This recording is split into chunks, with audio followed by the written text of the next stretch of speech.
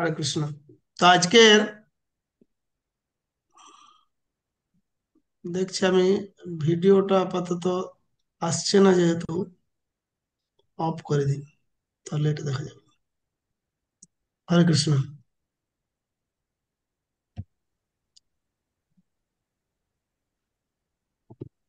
তো আজকে আমরা তৃতীয় অধ্যায় এবং চতুর্থ অধ্যায় এই পর্যায়ে আলোচনা করব। তো তৃতীয় অধ্যায়ের বিষয়বস্তু হচ্ছে ব্লুটুথটা করে দাও তো, ব্লুটুথটা। গুরু সম্বন্ধীয় কার্য সম্পাদন।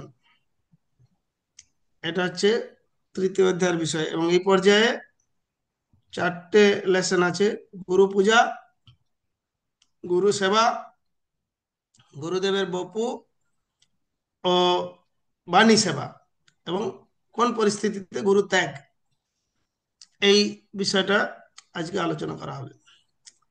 তা আমরা ইতিমধ্যেই উম, প্রথম দিনের আলোচনাতে এই বিষয়গুলো দেখেছিলাম। যেটা মনে রাখা দরকার যে কোর্সের নীতি মূল্যবোধ, যে সর্বপ্রধান শিক্ষাগুরু রূপে প্রভুপাদ, ইসকন পরম্পরার প্রতি আনুগত্য, সুবিবেচনাদের দীক্ষাগুরু নির্বাচন, এই বিষয়গুলো আমাদের আলোচনা হয়েছিল। তো আজকে প্রথম বিষয় হচ্ছে গুরু পূজা। তো গুরু পূজা প্রসঙ্গে আলোচনা করতে গিয়ে আমরা কেন গুরুদেবের পূজা করি, এই গুরু পূজার গুরুত্ব কি, এই বিষয়টা কয়েকটা শাস্ত্র উদ্ধৃতি, যেরকম গুরু অষ্টকম শ্লোকে বলা হয়েছে যে সাক্ষাৎ রীতেন সমস্ত শাস্ত্রই রুক্তস্তথা ভাব্যতে সদবি। প্রতিদিন মঙ্গলারতির সময় এই গুরু অষ্টকম কীর্তন করা হয়।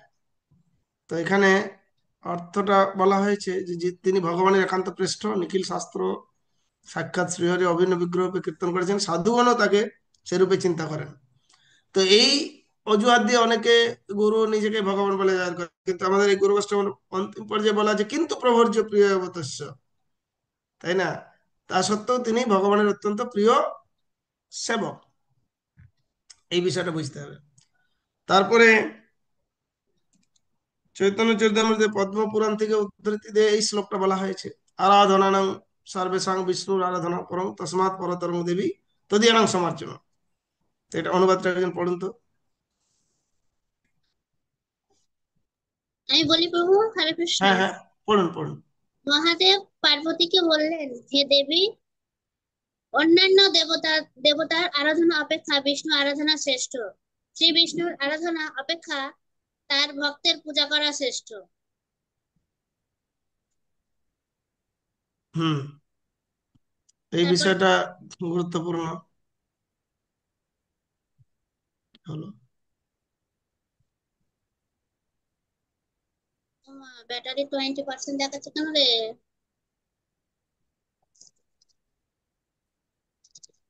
আচ্ছা, এরপর একটা ছিল প্রভুপাদের প্রবচন থেকে উদ্ধৃতি দেওয়া হয়েছে, এটা একজন পড়ুন তো।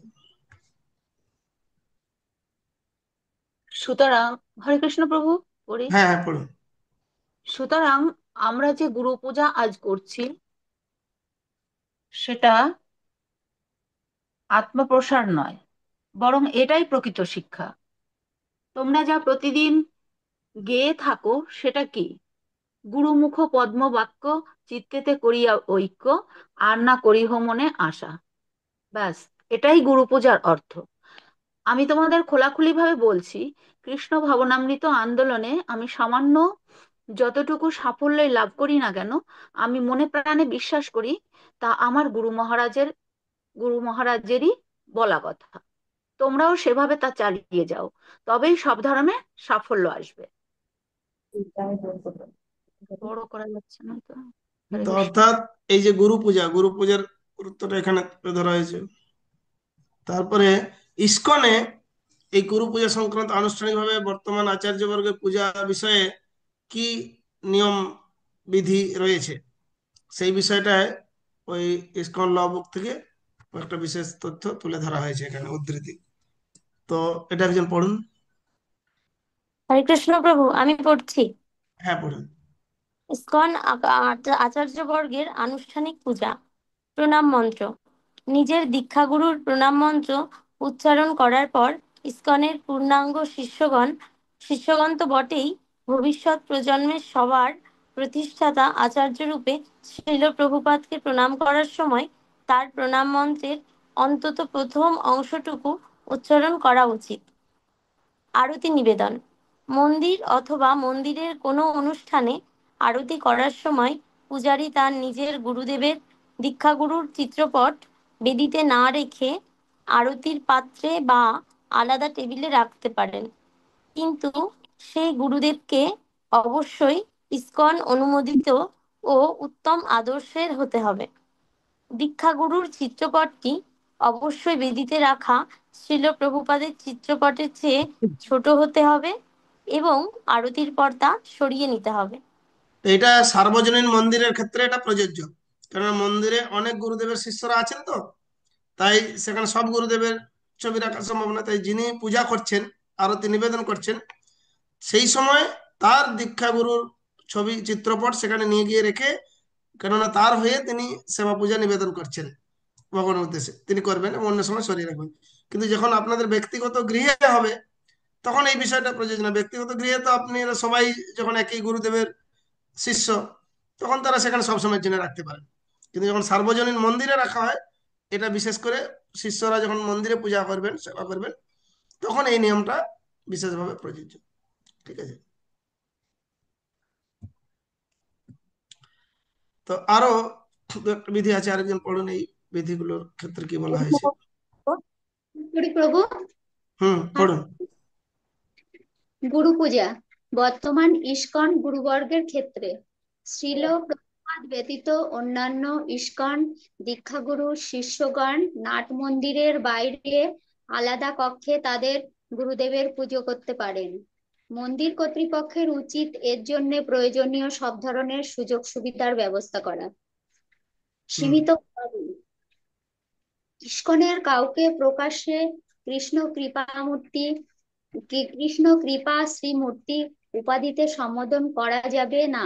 প্রকাশ্যে বা একান্তে কাউকে এমন কোনো সম্মানজনক উপাধিতে সম্বোধন করা যাবে না যার শেষে দেব বা পাদ থাকে। ইস্কন দীক্ষা বা শিক্ষাগুরুকে শিক্ষাগুরুকে শিষ্যরা গুরুদেব বা গুরু মহারাজ বলে সম্বোধন করতে পারেন। তো এখানে একটা বিশেষভাবে বলা হলো যে, কারণ ইস্কনে প্রত্যেক দিন প্রত্যেকের গুরুদেবের প্রতি সম্মান জানানো উচিত। সাধারণভাবে পৃথকভাবে গুরু পূজার ব্যবস্থা করা হয়। আর বাড়িতে আপনি করতে পারেন নিয়মিতভাবে আলেখ্য রেখে, বা গুরুদেব যদি উপস্থিত হন সশরীরে, তখন সরাসরি এভাবে করা যেতে পারে। তো ছিল প্রভুপাদের ব্যাস পূজা তিথি তিথি আর ইস্কন বর্তমান দীক্ষা শিক্ষাগুরুর ব্যাস পূজার ক্ষেত্রে কি বিষয়, এটা এখানে বলা হয়েছে এই নিয়মে। এটা একজন পড়ুন।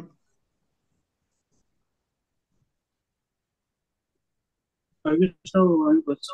হ্যাঁ, পড়ুন। শিল প্রভুপাদের ব্যাস পূজা ও তিরোভাব তিথি। ইসকন সদস্যগণ শিল প্রভুপাদের ব্যাস পূজা ও তিরোভাব তিথিকে ইসকনের সর্বপ্রধান ব্যাস পূজা ও তিরোভাব তিথি হিসেবে উদযাপন করবেন। সকল ইসকন সদস্যকে শিল প্রভুপাদের ব্যাস পূজায় তার উদ্দেশ্যে শ্রদ্ধাঞ্জলি লিখার জন্য অনুরোধ করা হলো। ইসকনের বর্তমান দীক্ষা ও শিক্ষাগুরুর ব্যাস পূজা প্রত্যেক ভক্তের বিশেষ সম্পর্কের প্রতি আরো পূর্ণরূপে মনোযোগ নিবদ্ধ করার জন্য একজন ইসকন শিক্ষা ও দীক্ষাগুরু বছরে একবার ইসকনের কোনো মন্দিরে প্রকাশ্যে গুরু পূজা গ্রহণ করতে পারেন। নাট্য মন্দিরেও অনুষ্ঠিত হতে পারে। ইসকন সদস্যগণ ইসকন গুরুবর্গের ব্যাস পূজা অনুষ্ঠান আয়োজন করবেন পরিমত পরিসরে। উল্লেখযোগ্যভাবে তা অবশ্যই শিল প্রভুপাদের ব্যাস পূজার চেয়ে স্বল্প পরিসরে অনুষ্ঠিত হতে হবে। সাধারণত ভক্তরা এই ব্যাস পূজা অনুষ্ঠানসমূহ স্ব স্ব স্থানীয়দের নিয়ে পালন করেন। ইসকনে কেবল শ্রীল প্রভুপাদের ব্যাস পূজা অনুষ্ঠানেই এই উপলক্ষে গ্রন্থ প্রকাশিত হতে পারে। ঠিক আছে। তো এখানে বিশেষ করে প্রভুপাদের ব্যাস পূজাটা ইসকনের প্রধান ব্যাস পূজা। তো এখানে দেখুন, 42 পৃষ্ঠায় গাইড বইয়ের একটা চার্ট আছে যে প্রত্যেক গুরু পূজার কিছু উপকারিতার কথা নিচে লেখুন। তো প্রত্যেক গুরু পূজার উপকারিতা কি রয়েছে।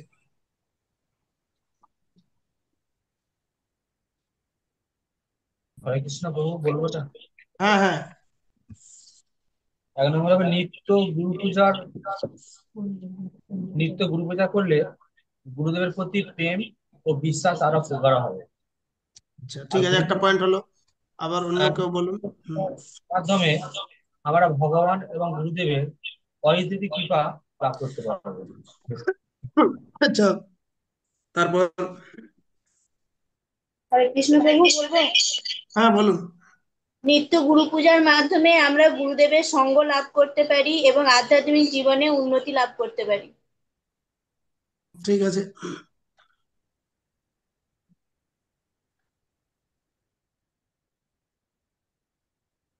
হরে কৃষ্ণ প্রভু, আর ভক্তির কোনো পথে পয়েন্ট শোনা যাচ্ছে না, বলুন। ভক্তির পথে উন্নতি সাধন হয়। গুরুদেবের সঙ্গে সম্বন্ধ জ্ঞান এবং সরাসরি ভগবানের সঙ্গে এটা দৃঢ় হবে। Point. পাপ ক্ষয় হয়। অন্যরকম শব্দ হচ্ছে কেন?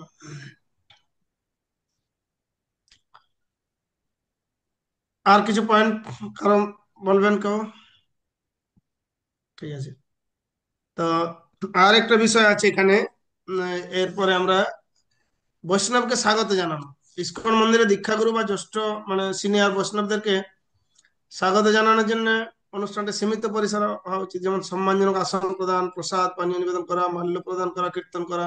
এটা যে বৈষ্ণবকে একটা সম্বর্ধনা বা স্বাগত জানানোর একটা বিধান। তো ব্যাস পূজা প্রসঙ্গে ছিল প্রভুপাদের একটা প্রবচন থেকে উদ্ধৃত করে, যে মানে তার গুরুদেবের ব্যাস পূজার সময় তিনি এরকম শ্রদ্ধাঞ্জলি নিবেদন করছিলেন, সেখান থেকে উদ্ধৃত করা হয়েছে। এটা একজন পড়ুন তো।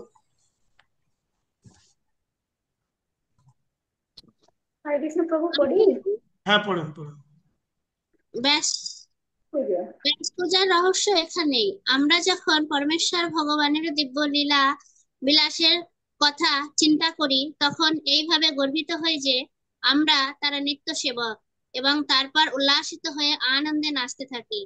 আমরা তত্ত্ববেত্তা গুরু মহারাজের আমার তত্ত্ববেত্তা গুরু মহারাজের জয় হোক, কারণ তিনি আমাদের উপর তার অবিশ্রান্ত কৃপার ধারা বর্ষণ করে আমাদের চেতনায় এমন নিত্য অস্তিত্বের আন্দোলন ঘটিয়েছেন। আসুন আমরা সবাই এই তার শ্রীচরণ কমলে প্রণতি নিবেদন করি। এটা হচ্ছে বিষয়। ব্যাস পূজার সময় গুরুদেবের উদ্দেশ্যে বিশেষ শ্রদ্ধাঞ্জলি প্রদান করা হয়ে থাকে। তো পুরাণ থেকে আর একটা উদ্ধৃতি দেওয়া হচ্ছে আদি পুরাণ থেকে, যে যে মে ভক্তা জনা পার্থ মে ভক্তাশ্চ তে জনা মদ ভক্তানাঞ্চ যে ভক্তাস্তে মে ভক্ত তোমার মতা। এই অনুবাদটা একজন পড়ুন তো। হরে কৃষ্ণ প্রভু, প্রণাম। হ্যাঁ, পড়ুন। শ্রীকৃষ্ণ অর্জুনকে বলেছেন, হে পার্থ, যারা কেবল আমার ভক্ত তারা বস্তুত আমার ভক্ত নয়, কিন্তু যারা আমার ভক্তের ভক্ত তাদেরই উত্তম ভক্ত ভক্ত বলে যেন। তো এইটা বিষয়, সেই জন্য ভগবানের ভক্তের ভক্ত, অর্থাৎ এইভাবে ভক্তের পূজা করলে ভগবানও সন্তুষ্ট হন। যেরকম কৃষ্ণ নিজে দৃষ্টান্ত স্থাপন করে দেখেছেন, এই যে সুদামা বিপ্রের, এখানে একটা পিকচার দেওয়া হয়েছে, সুদামা বিপ্র কে সদাচারী ব্রাহ্মণ ভক্ত তার পূজা নিজে করছেন। তবে আমরা গুরু পূজা এই সংক্রান্ত দেখুন, ব্যাস পূজা অনুষ্ঠানে অংশগ্রহণের কিছু অভিজ্ঞতা। আপনারা কেউ মায়াপুরে কোনো গুরুদেবের ব্যাস পূজাতে উপস্থিত হয়েছেন? কারো এরকম কোনো অভিজ্ঞতা আছে? হ্যাঁ প্রভু, আমি গিয়েছিলাম। তো তো হ্যাঁ তো প্রভু। এইখানে আমরা একটা বক্স রেখেছি, ব্যাস পূজা অনুষ্ঠানে অভিজ্ঞতার কথা তুলে ধরুন। তো একটা একটা কথা বলুন, ব্যাস পূজা এসে কি বুঝলেন? হরে কৃষ্ণ প্রভু, হুম দণ্ডবাদ প্রণাম। হুম, আমার বলুন। কাছ থেকে দেবো।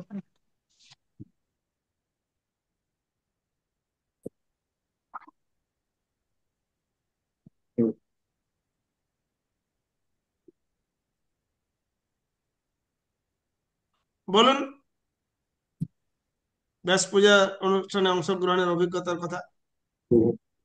না প্রভু, বলুন। হ্যাঁ, গুরুদেবের সম্বন্ধে আলোচনা হলো। গুরুদেবের তার অভিষেক করানো হলো, তারপরে তাকে পুজো দেয়া হলো, পুজো করা হলো, সমস্ত কিছু দেখলাম গুরু সম্বন্ধে। তার জীবনের কিভাবে কিভাবে প্রতিষ্ঠিত হয়ে কিভাবে এই পর্যন্ত পৌঁছেছে এইসব ভাষণগুলো শুনতে দিলাম। এবং গুরু সম্বন্ধে আমার ভক্তি মানে যতটা মানে বর্ধিত হতে এগোতে লাগবে। গুরু পূজার খুব আনন্দ পেলাম সবকিছু দেখে। আর একটা গুরুত্বপূর্ণ বিষয় হচ্ছে যে এর ফলে কি হলো না, আমরা গুরুদেবের যে সমস্ত বিষয়ে জানা ছিল না, গুরুদেবের বিভিন্ন মহিমা, সেটা জানার ফলে আমরা আবার গুরুদেবের প্রতি সম্মান শ্রদ্ধা বৃদ্ধি প্রাপ্ত হবে এই যে ব্যাস পূজার মাধ্যমে। সেটা কেননা ইসকনের নিয়ম আছে, বর্তমান গুরু যারা তাদের ওই বিশেষ তিথিতেই তার সম্পর্কে সবকিছু মহিমাকেও প্রকাশ্যে পূজা করা, কীর্তন এটা হবে মন্দিরে বা মন্দিরের বাইরে, কিন্তু অন্য সময় হয় না। নিত্য বলতে প্রভুপাদ যেহেতু ইসকনের প্রতিষ্ঠাতা আচার্য, সেই প্রভুপাদের উদ্দেশ্যেই গুরু পরম্পরার উদ্দেশ্যে গুরু পূজা নিয়মিতভাবে মন্দিরে হয়। কিন্তু বছরে একবার গুরুদেবের জন্মদিন উপলক্ষে ব্যাসদেব হচ্ছেন আদিগুরু, তার প্রতি এই শ্রদ্ধাঞ্জলি অর্পণ গুরু পূজা হয়। তো এটা ব্যাস পূজার একটা বিশেষ গুরুত্ব। তো এখন আমরা গুরু সেবা, গুরু পূজা হলো, এখন গুরু সেবা বিষয়ে আলোচনা করবো এই পর্যায়ে। তো এখানে দেখুন গুরু সেবা বিষয়ে কি বলা হচ্ছে, এটা একজন পড়ুন।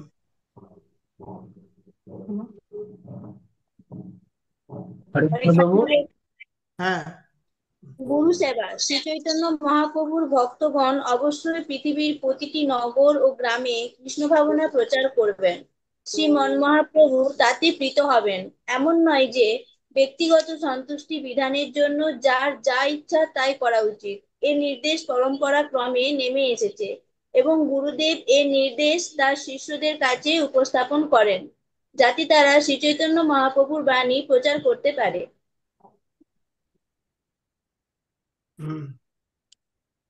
তারপরে কন্টিনিউ পড়ুন। তাই সারা বিশ্বে শ্রী চৈতন্য মহাপ্রভুর বাণী প্রচার করে সৎ গুরুদেবের আদেশ পালন করা প্রত্যেক শিষ্যের একান্ত কর্তব্য। এটা হচ্ছে একটা গুরুত্বপূর্ণ বিষয়। তাই গুরুদেবের আদেশ ছিল, যেরকম প্রভুপাদ তার গুরুদেবের আদেশ ক্রমে সারা বিশ্ব জুড়ে এই কৃষ্ণ ভাবনামৃত প্রচার করেছেন, ঠিক আমরাও দীক্ষার সময় যে প্রতিজ্ঞা করি সাথে আরেকটা বিষয় গ্রহণ করা, যে গুরুদেবের নির্দেশ ক্রমে আমরা গুরুদেবকে কৃষ্ণ ভক্তি প্রচারে সহায়তা করব। তো এখানে আরেকটা প্রভুপাদের পত্র থেকে একটা উদ্ধৃতি দেওয়া হচ্ছে, এই অংশটা একজন পড়ুন। তুমি লিখেছো যে আবার তোমার আমার সান্নিধ্য লাভের ইচ্ছা হয়েছে, কিন্তু কেন এ কথা ভুলে যাচ্ছ যে তুমি সর্বদাই আমার সান্নিধ্যে আছো। আমার প্রচার কার্যে তুমি যখন সাহায্য করছো তখন আমি সর্বদা তোমার চিন্তা করছি এবং তুমিও আমার চিন্তা করছো। এটাই প্রকৃত সঙ্গ। হ্যাঁ, এই বিষয়টা অনেক সময় সবাই চায় যে গুরুদেব সঙ্গে সঙ্গে সবসময় থাকি, কিন্তু সঙ্গে সঙ্গে থাকাটাই বড় গুরুত্বপূর্ণ কথা নয়। প্রভুপাদ বলছেন যে যেহেতু তুমি যখন আমার আদেশ পালন পূর্বক সেবা করছো, তার মানে আমি তোমার কথা চিন্তা করছি, তুমি আমার কথা চিন্তা করছো, পারমার্থিক বিচারে সেটাও এক প্রকার সঙ্গ না। তো তারপরে এই অংশটা পড়ুন আর কি। ওই বলি হ্যাঁ, একজন পড়ুন। গুরুদেবের আদেশ পালন করার চেষ্টা করেন, গুরুদেব সেখানেই উপস্থিত থাকেন। শ্রীকৃষ্ণের কৃপার বলেই তা সম্ভব হয়। আমাকে সেবা করার জন্য তোমাদের প্রচেষ্টা এবং ঐকান্তিক ভক্তিযুক্ত সমস্ত অনুভূতির মধ্যে দিয়ে আমি তোমাদের সাথে আছি, ঠিক যেভাবে আমার গুরু মহারাজ আমার সাথে আছেন। এই সত্যটি তুমিও সর্বদা স্মরণ রাখবে। এটা হচ্ছে গুরুত্বপূর্ণ যে গুরুদেবের আদেশ পালন করলে সেটা গুরুদেবের সান্নিধ্য লাভের সমকক্ষ হয়। তো এটা গেল গুরু সেবা। তো এখানে একটা ছক আছে দেখুন, 46 পৃষ্ঠা, মানে 46 পৃষ্ঠায় এখানে আছে যে কি কি উপায়ে আমরা শ্রী গুরুদেবের সেবা করতে পারি। কি কি উপায়ে আমরা শ্রী গুরুদেবের সেবা করতে পারি? হরে কৃষ্ণ প্রভু। হ্যাঁ বলুন, একটা একটা পয়েন্ট। শ্রী চৈতন্য মহাপ্রভুর বাণী প্রচার করার মাধ্যমে এবং ঠিক আছে, একটা পয়েন্ট। গুরুদেবের আদেশ নিষ্ঠার সঙ্গে পালন করতে হবে। ঠিক আছে, এটা একটা পয়েন্ট হলো। আর আর বলুন। হরে কৃষ্ণ প্রভু বলছি, মাধ্যমে আমরা গুরুদেবের দ্বিতীয় বিশ্বাসের সাথে তার একজন বলুন, চরণ একজন বলুন। অর্পণ করা। বলুন মাতাজি, বলুন। গ্রন্থ প্রচারের মাধ্যমে আমরা গুরুদেবের সেবা করতে পারি। ঠিক আছে, যেহেতু গুরুদেবের ওটা একটা কার্য, গ্রন্থ প্রচার। ঠিক আছে, আর? হরে কৃষ্ণ প্রভু, হুম। আমরা প্রতিনিয়ত নাম সংকীর্তনের মাধ্যমে প্রচার করতে পারি সবাইকে, গুরুদেব সম্পর্কে, তারপর ইসকনের মাহাত্ম্য সম্পর্কে জানাতে পারি। আচ্ছা, ঠিক আছে। আর আর কি উপায়ে গুরু সেবা করতে পারি? গুরু সেবার আর কি আছে? একটা হুম। সম্পূর্ণ নিরঅহংকারী হয়ে কৃতদাসের মতো গুরুদেবের সেবা করা। আচ্ছা, হ্যাঁ, এটা একটা পয়েন্ট। আর একটা, গুরুদেবের উপস্থিতিতে তাকে আহার্য পানীয় একটু মানে চন্দ্র দেওয়ার মাধ্যমে সেবা, যেহেতু এটা পূজা নয়, এটা সেবা। পূজা আর সেবার মধ্যে কিছুটা পার্থক্য আছে, তার সন্তুষ্টি বিধান করা। আর দ্বিতীয়ত, গুরুদেবকে কিছু প্রণামী দক্ষিণা দেওয়া, এটাও একটা সেবা, তাই না? এইরকম আর কি পয়েন্ট ধরো গুরুদেবের এক। বপুর সেবার মাধ্যমে আমরা হ্যাঁ, গুরুদেবকে বপু সেবা সেবা, করতে বাণী পারি। সেবা, দুই রকম। পরবর্তীতে আমরা বপু সেবা, বাণী সেবা পরবর্তীতে আলোচনা করব। ঠিক আছে, এরপরের চ্যাপ্টারে। তো এখানে এই চারটে দেখুন, দুটো ভাগ করা আছে, একটা ডান দিকে, আরেকটা আছে কি কি উপায় আমরা ইসকন প্রচার কার্যে সেবা করতে পারি।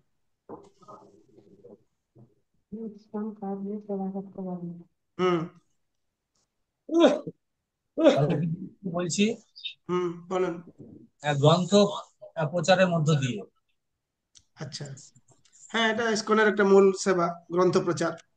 আচ্ছা, তারপরে আর?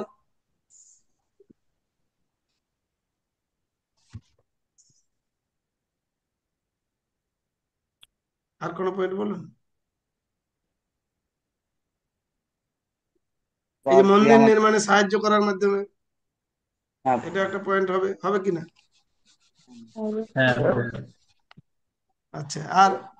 প্রভু কি বললেন আরেকবার বলুন, বুঝতে পারলাম না। মন্দির নির্মাণে সাহায্য করার মাধ্যমে। অর্থনীতি সাহায্য। হ্যাঁ, আর? নিজের সঙ্গে প্রভু। মানে ইসকনে কি উপায়ে সেবা করতে পারি, ইসকন প্রচার কার্যে কি উপায়ে আমরা সেবা করতে পারি, পয়েন্ট। ভগবানের ইসকনে আমরা আমাদের হরে নিজেদের কৃষ্ণ প্রভু, সেবা করতে পারি।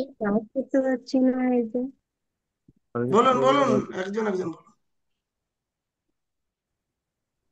হরে কৃষ্ণ। ভগবানের নিত্য সেবার জন্য আহ, আমরা মাসিক কিছু আর্থিক প্রণামী পাঠাতে পারি, ভগবানের সেবায় কিছু দান করার মধ্যে দিয়ে। আচ্ছা, দান তো করার এখন মধ্যে। আমরা দেখলাম যে কিছু সেবা একই রকম মনে হচ্ছে, যে গুরুদেবের সেবা আর ইসকনের সেবা। তো এই যে গুরু সেবা ও ইসকন প্রচার কৃতি সেবার মধ্যে একটা সামঞ্জস্যপূর্ণ সিমিলারিটি আছে। যেরকম ধরুন, বর্তমানে গুরুদেবকে দক্ষিণা দিলেন, কিন্তু এখন আমাদের নিয়ম করা যে বড় মন্দির নির্মাণ কার্যে এখানে গুরুদেব ব্যাস পূজা বা অন্যান্য অনুষ্ঠানে যত দক্ষিণা পাবেন, সেটা ওই মূল মন্দির প্রজেক্টের ফান্ডে চলে যাবে। তো এখন আপনি গুরুদেবকে প্রণামী দিলেন, সেটাও মূল মন্দির নির্মাণ সহায়তা হলো। আবার সরাসরি কেউ মূল মন্দির নির্মাণ সহায়তা করলে সেটাও আহ, সেবা হলো ইস্কনে। তাহলে ইস্কনের সেবা গুরু সেবা একটা সঙ্গতিপূর্ণ, মানে সামঞ্জস্য হলো, প্রত্যক্ষ একটা পরোক্ষ, দুটোই গুরুদেব তথা ইস্কনে সেবা হলো একদিক দিয়ে বিচার করলে। এরকম দেখা যাচ্ছে একটা দুটো একটা বিশেষ সামঞ্জস্যপূর্ণতা আছে যে কোনো ক্ষেত্রে, তাই না? প্রচারকে যে সহায়তা, যে গ্রন্থ বিতরণ, এটা গুরুদেবের প্রতি নির্দেশ আছে, তাকে সহায়তা করা হচ্ছে গুরু সেবা। আর একদিকে ইস্কনের এটা মূল প্রচার কার্য, তো ইস্কনের সেবা। তো ইস্কনের সেবা গুরু সেবা একই সেই হিসাবে, তাই না? কিন্তু যখন আনুষ্ঠানিকভাবে দীক্ষা নিচ্ছেন, তখন তার নির্দেশ ক্রমে সেই পদ্ধতি অনুগত হয়ে সেবা করাটা হচ্ছে গুরুত্বপূর্ণ।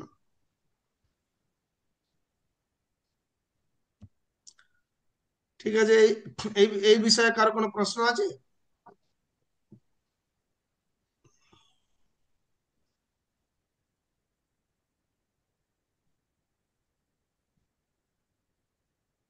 হরে কৃষ্ণ প্রভুজি, দণ্ডবত প্রণাম। হ্যাঁ, বলুন।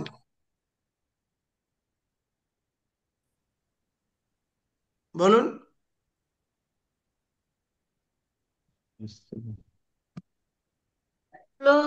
বক্সগুলো প্রভু কত হুম দিনের মধ্যে পূরণ করতে হবে প্রভু? যে পয়েন্ট কি গুলো আমরা জানাচ্ছি, হুম এই যে যে বক্সগুলো আমাদের পূরণ করতে হবে সেটা কবে কমপ্লিট করতে হবে প্রভু? সেটা করুন আপনি নিজে, সেটা কোনো অসুবিধা নেই। আর আমাদের ওই যে হোয়াটসঅ্যাপ গ্রুপ আছে, ওতে আপনাদের আরো কিছু প্রশ্ন বা জানার থাকলে আপনারা কমেন্ট করতে পারেন ওখানে। আমরা ওটা সুসামঞ্জস্যপূর্ণ একটা সবকিছু তথ্য জানিয়ে দেবো। একটা হোয়াটসঅ্যাপ গ্রুপ করা হয়েছে না, ওই গ্রুপে আপনারা এই প্রশ্নগুলো বা কোনো কমেন্ট থাকলে বা কোনো জানার থাকলে ওখানে উত্থাপন করবেন, আমরা করে দেবো। এবং আমাদের এই যে সংকীর্তন থেকে যে নেওয়া হচ্ছে, এই আয়োজনটা করা হয়েছে, ওনারা জানিয়ে দেবেন। একটা শর্ট পরীক্ষা নেওয়া যেতে পারে যে কতটা আপনাদের প্রাথমিক ধারণা হচ্ছে এই বিষয়টা নিয়ে। এই গাইড বইটা একটু ভালো করে একবার পড়বেন, যেটা সঙ্গে আছে। কোর্সে একটা ধারাবাহিকতায় কিছু আলোচনা করা হলো, আমরা প্রশ্নোত্তর বা এটা পড়ে আসার প্রয়োজন, নাহলে এই সংক্ষিপ্ত সময়ে তো ডিটেলস বেশি কিছু আলোচনা হয় না। এই বইটা জমা দিতে হবে না তো প্রভু? না না না না, বইটা জমা দিতে হবে না, আপনাদের একটা মানে পরীক্ষা নেওয়া হবে। উত্তর লেখা বই?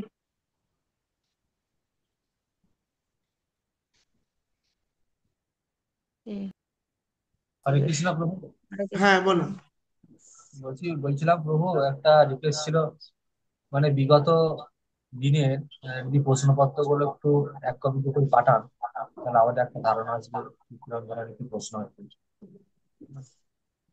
প্রশ্ন বিগত দিনে, না, প্রশ্ন কি এই যেগুলো আলোচনা হলো এর মধ্যে একটা শর্ট অ্যান্সার টাইপ কিছু হ্যাঁ, প্রশ্নের মতো একদম অতি, বা প্রশ্নের উত্তর করা থাকবে, সঠিক উত্তরটাকে চিহ্নিত করা, বা কোনো স্টেটমেন্ট দেওয়া থাকলে স্টেটমেন্টটাকে ভুল ঠিক নির্ণয় করা, এবং নিজের বক্তব্যের জন্য কিছু একটা বেসিক দু একটা প্রশ্ন দেওয়া হলো, যে এই যেরকম দীক্ষাগুরুর কার্য কি, বা ইসকনে সুসংগতিপূর্ণভাবে ভক্তদের একটা ও সংঘবদ্ধ প্রয়াস গড়ে তোলার ক্ষেত্রে কি কি যুক্তি, এই যে আলোচনার মধ্যে থেকে যেগুলো আমরা পাচ্ছি এই বিষয়ে, এটা এই জিনিসটা বেশি একটা জটিল হবে না প্রশ্ন।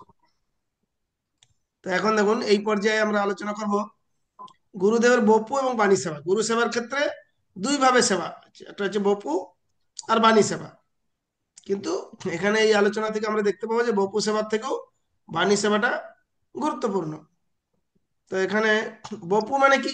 বপু মানে হচ্ছে দেহ বা শরীর, আর বাণী হচ্ছে কথা বা নির্দেশ, এটাকে বাণী বলা হচ্ছে, তাই না?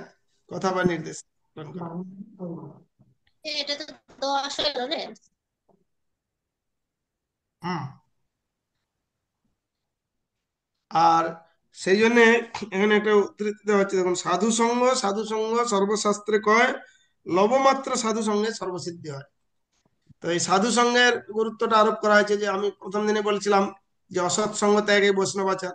তো অসৎ সঙ্গ ত্যাগ করে আরেকটা সঙ্গ ধরতে হবে, তো সেটা হচ্ছে সাধু সঙ্গ। তো সঙ্গ মানে এই সঙ্গে ঘোরাফেরা শুধু নয়, সঙ্গ মানে সাধুর হৃদয়ের ভাবটা নিজে গ্রহণ করে তদনুরূপ আচরণ করা বা তার নির্দেশ আদেশ পালন করে চলা। তখন সেই সঙ্গের প্রভাবটা আপনার উপরে সঞ্চারিত হবে, তখন সাধু সঙ্গের সুফলটা পাওয়া যাবে। যেরকম একজন লোক যখন খারাপ কাজ করতে যায়, চোরের সঙ্গে মিশে চোর বৃত্তি করে তাড়াতাড়ি বড় লোক হয়ে যাবে এই ভাবনা পোষণ করে, তারপরে ট্রেনিং নেয়, তারপরে চুরির সঙ্গে চুরি করলে চুরির ফল পাবে। ঠিক এরকম সাধুর ভাবনাটা হৃদয়ে ধারণ করে সাধুর অনুরূপ আচরণ প্র্যাকটিস করে সাধুর নির্দেশ আদেশ অনুসারে নিজের জীবনকে পরিচালিত করলে সাধু সঙ্গের ফল পাবে। সেই অর্থে সঙ্গটা বুঝতে হবে, শুধু সঙ্গে ঘুরলেই সঙ্গ হয় না। অনেক সময় আমরা যাই সঙ্গ দিতে, অন্যের কর্মী বা যারা অনাচারী তাদের সঙ্গ করতে নাই, তাদেরকে সঙ্গ প্রভাবে যাতে তারা সঠিক পথে আসে। এটা হচ্ছে সাধুদের কাজ বা ভক্তদের। হরে কৃষ্ণ প্রভু। হুম ভাগবতে স্পষ্টভাবে তথ্য হৃদয়ঙ্গ করার জন্য প্রভু উদ্ধত বা ভগবতের বক্তা এবং বিষয়ের প্রতি শ্রদ্ধাশীল হয়ে বিনীতভাবে প্রশ্ন করা কর্তব্য। সে পন্থা ভগবদ্গীতাতে নির্দেশিত হয়েছে। যথার্থ তত্ত্ব তুষ্টার কাছে বিনীতভাবে শ্রবণ করার মাধ্যমে এ প্রাকৃত জ্ঞান লাভ করতে হয়। তাই নৈমিত্রায়ণের ঋষিগণ গভীর শ্রদ্ধা সহকারে বক্তা শ্রেষ্ঠ করেছিলেন। হরে কৃষ্ণ। তো বিষয়টা হচ্ছে এখানে প্রশ্নটাও আবল তাবল প্রশ্ন নয়, প্রশ্নটা পরিপ্রশ্ন হয়, যে প্রশ্নের মাধ্যমে আমার নিজের সন্দেহ দূর হবে, বা যেটা জানি দৃঢ়তা নেই দৃঢ় হবে, বা অন্যের মঙ্গল হবে, এটাকে বলা হয় পরিপ্রশ্ন। তাহলে অনেক লোক সাধুকে একটু যাচাই করার জন্য, চ্যালেঞ্জ করার জন্য আজে বাজে প্রশ্ন করে। আমরা অনেক সময় দেখেছি, আমরা হয়তো পাঠ করতে গেছি, একবার মেদিনীপুরে একজন মাস্টার মশাই এরকম প্রশ্ন করছে, রাবণের মামার নাম কি, এর নাম কি। যদি সেটা অনেক সময় কিছু খুঁটিনাটি বিষয় না জানে, তাহলে দেখো সাধুকে আমি ঠকিয়ে দিলাম, ও কিছু জানে না। কিন্তু আসলে ওগুলো ওই জানাটা তো বেশি গুরুত্বপূর্ণ নয়। কার মামা 14 পুরুষ, একটা নাম জানা থাকলে ভালো, না জানা থাকলেও এটা কোনো দোষের না। কিন্তু মূল জিনিসটা যে শাস্ত্রসম্মত যে আচরণ বিধি প্রণালী এবং সাধু সেই তার মতো জীবনযাপন করছেন কিনা। আসলে অনেক সময় লোকেরা অনেক কিছু আবল তাবল প্রশ্ন করে যাচাই করতে চায়, দিয়ে অন্যের কাছে হেয় প্রতিপন্ন করতে চায়। এইরকম চ্যালেঞ্জ করে প্রশ্ন না, গুরুদেব বা সাধুর কাছে বিনীতভাবে পরিপ্রশ্ন করা দরকার, এটাও আমাদেরকে বুঝতে হবে। তারপর গুরুদেবের কাছে জিজ্ঞাসা বিষয়ে আরো কি বলা হচ্ছে উপদেশ অমৃত থেকে, এটা একজন পড়ুন তো। হরে কৃষ্ণ প্রভু। হ্যাঁ, পারমার্থবাদীকে জিজ্ঞাসু হতে হবে, অর্থাৎ সাগ্রহে পারমার্থিক জীবন সম্বন্ধে সদ্গুরুর কাছে প্রশ্ন বা অনুসন্ধান করতে হবে। শাস্ত্রে আছে, প্রশ্ন সব সময় পরাবিদ্যা সম্বন্ধে হওয়া উচিত, জিজ্ঞাসু শ্রেয় উত্তম। উত্তম শব্দ ব্যবহার করেছে, কারণ সে বিদ্যা জড়াতীত। তম মানে অন্ধকার বা অবিদ্যা, এবং উত মানে অতীত। সাধারণ মানুষ মাত্রই জড় বিষয়ে অনুসন্ধিৎসু, কিন্তু জড় বিষয়ে আগ্রহী না হয়ে যখন আমরা পারমার্থমুখী হবে কেবল তখনই তারা দীক্ষা লাভ করতে পারবে। এটা হচ্ছে বিষয়। অর্থাৎ প্রশ্ন আমাদের পরমার্থ সম্বন্ধীয় হওয়া উচিত, নিজের সম্পর্কে, আধ্যাত্মিক অর্থাৎ ভগবান সম্বন্ধে এবং ভগবানের সঙ্গে আমাদের নিত্য সম্বন্ধ বিষয়ক বা ভগবত লীলা সম্পর্কিত এইরকম প্রশ্ন হওয়া উচিত, জড় জাগতিক বিষয় নয় এটা। তো সেই জন্য যখন সনাতন গোস্বামী মহাপ্রভুর সঙ্গে সাক্ষাৎ করছিলেন, তখন উনি দূরে থাকছিলেন। তো মহাপ্রভু বলছেন যে, প্রিয় সনাতন, যদিও তুমি জগৎ পাবন, তোমার স্পর্শে দেবতা মুনিরাও পবিত্র হন, তবে ভক্তের স্বভাব হলো মর্যাদা রক্ষা করা। মর্যাদা পালন হলো সাধুর ভূষণ, মানে অমর্যাদা করা নয়, যে সিনিয়র জুনিয়র বা বরিষ্ঠ বৈষ্ণব বা গুরুদেব উপস্থিত আছেন, তার সম্মুখে নিজে ঔদ্ধত্য প্রদর্শন করে তাকে যথাযোগ্য সম্মান প্রদান করা দরকার। তো কেউ যদি মর্যাদা লঙ্ঘন করে, তাহলে লোকে উপহাস করে, এবং তার ফলে ইহলোক পরলোক উভয় নাশ হয়। এভাবে মর্যাদা রক্ষা করে তুমি আমাকে সন্তুষ্ট করলেন, তো মর্যাদা রক্ষা হলে ভগবান সন্তুষ্ট হন। তো গুরুদেবের বাণী সেবার গুরুত্ব, এই বিষয়টা একজন পড়ুন তো। প্রভু আমি পড়বো। হ্যাঁ, যদিও জাগতিক দৃষ্টিতে কৃষ্ণ কৃপা শ্রীমূর্তি শ্রীল ভক্তি সিদ্ধান্ত সরস্বতী ঠাকুর প্রভুপাদ 1936 সালের ডিসেম্বর মাসের শেষ দিনে জড় জগৎ থেকে অপ্রকট হয়েছিলেন, তবুও আমি মনে করি যে তার বাণীর মাধ্যমে তিনি সবসময় আমার সাথে উপস্থিত রয়েছেন। সঙ্গ দুই প্রকার, বাণীর মাধ্যমে সঙ্গ এবং বপুর মাধ্যমে সঙ্গ। বাণী মানে শিক্ষা বা নির্দেশ, এবং বপু মানে দৈহিক উপস্থিতি। দৈহিক উপস্থিতি কখনো প্রকট এবং কখনো অপ্রকট, কিন্তু বাণী নিত্য বর্তমান। এটা হচ্ছে গুরুত্বপূর্ণ। যেরকম ভগবানের বাণী গীতা আজও রয়েছে, কিন্তু ভগবান হয়তো আমাদের সম্মুখে অপ্রকট। ভগবান রয়েছেন, কিন্তু আমাদের সশরীরে আমাদের কাছে দৃশ্যমান নন, কিন্তু তার বাণী রয়েছে। তো বাণী এবং বপু সেবা অভিন্ন, এটা বুঝতে হবে। আর সেক্ষেত্রে এবং বাণী সেবার গুরুত্ব সম্পর্কে আরো কি বলা হচ্ছে, এটা আরো কিছু পড়ুন। হরে কৃষ্ণ প্রভু। তাই দৈহিক উপস্থিতির উপর সম্পূর্ণভাবে নির্ভর না করে বাণীর যথাযথ সদ্ব্যবহার করা আমাদের কর্তব্য। যেমন শ্রীমদ্ ভগবদ গীতা শ্রীকৃষ্ণের বাণী। শ্রীকৃষ্ণ যদিও 5000 বছর আগে এখানে উপস্থিত ছিলেন, এবং জড়জাগতিক দৃষ্টিতে তিনি বর্তমানে তার বপুর মাধ্যমে উপস্থিত নেই, কিন্তু তার বাণী শ্রীমদ্ ভগবদ গীতা রয়েছে। এটা হচ্ছে গুরুত্বপূর্ণ। তো বাণীটা নিত্য। আর অংশ পড়ুন। প্রভুপাদ নিজের জীবনের দৃষ্টান্ত দিয়ে কি বলছেন। হরে কৃষ্ণ পড়ছি প্রভু। হুম হুম। গুরুদেবের ব্যক্তিগত সঙ্গের কথা বলতে গেলে আমি মাত্র 4-5 বার আমার গুরুদেবের সাথে সাক্ষাৎ করেছি, কিন্তু আমি এক মুহূর্তের জন্য, যেহেতু আমি তার শিক্ষা অনুসরণ করছি, তাই আমি কখনোই বিচ্যুতি অনুভব করিনি। ভারতে আমার এমন কিছু গুরু ভ্রাতা আছেন মহারাজের সঙ্গ করেছেন, কিন্তু এখন তারা তার নির্দেশ অমান্য করছেন। তারপরে বলুন উদাহরণ। ঠিক রাজার কোলে বসে থাকা ছারপোকার মতো সে তার অবস্থানের জন্য গর্বে স্ফীত হতে পারে, কিন্তু রাজাকে কামড়ানো ছাড়া আর কোনো সফলতা সে লাভ করতে পারে না। সেবার মাধ্যমে গুরুদেবের সঙ্গ করা যতটা গুরুত্বপূর্ণ, ব্যক্তিগতভাবে সঙ্গ করা ততটা গুরুত্বপূর্ণ নয়। অনেক সময় কাছাকাছি থাকলে মর্যাদা লঙ্ঘন হয়। যারা সরাসরি করে গুরু মহারাজেরও কার্যকলাপ সেই রকম সেরকম দেখে তার সেই শ্রদ্ধা যদি ভক্ত উত্তম স্তরে না হয়, কনিষ্ঠ স্তরে হয়, তখন তার মধ্যে অহংকার চলে আসে। তো যে বলছে যে এই যে ছারপোকাও সঙ্গ করে, রাজার কোলে বসে থাকা ছারপোকার মতো। ছারপোকা কি করবে? উৎপাত করবে, কামড়াবে, বড় জোর, তার বেশি নয়। সেই জন্য যে বপুর থেকে বাণী সঙ্গ করাটা বেশি গুরুত্বপূর্ণ। তারপর বিরহ অপ্রাকৃত আনন্দ, এই বিষয়ে আরেকটা পত্র থেকে উদ্ধৃত করে। এটা আরেকজন পড়ুন। হরে কৃষ্ণ প্রভু, আমি পড়ি। হ্যাঁ পড়ুন। দয়া করে বিরহের মধ্যে থেকে সুখী হও। আমি সেই 1936 সাল থেকে আমার গুরু মহারাজের কাছ থেকে দূরে আছি, কিন্তু আমি তখন থেকে তার সাথেই আছি, যেহেতু আমি তার নির্দেশ অনুসারে কাজ করে চলেছি। তাই পরমেশ্বর ভগবানের সন্তুষ্টি বিধানের জন্য আমাদের সকলেরই একসাথে কাজ করা উচিত। ঠিক এভাবেই আমাদের বিরহের অনুভূতির দিব্য আনন্দে পরিণত হবে। হ্যাঁ, তো প্রভুপাদ বলছেন নিজের জীবনের কথা, যে আমি সরাসরি এরকম এই মাত্র কয়েকবার সঙ্গ লাভ করেছি, কিন্তু সাথেই আছি। কেন? তার নির্দেশ অনুসারে কাজ করছি। অর্থাৎ গুরুদেবের নির্দেশ পালন করে চললে তিনি সবসময় তার সাথে আছেন। এটা হচ্ছে গুরুত্বপূর্ণ। এইভাবে আমরা দেখছি যে বপু সেবার থেকে নির্দেশ বা আদেশ পালন করা, বাণী সেবা বেশি গুরুত্বপূর্ণ।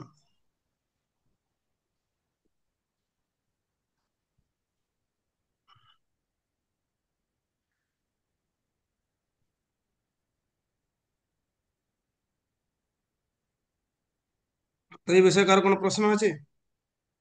বলুন।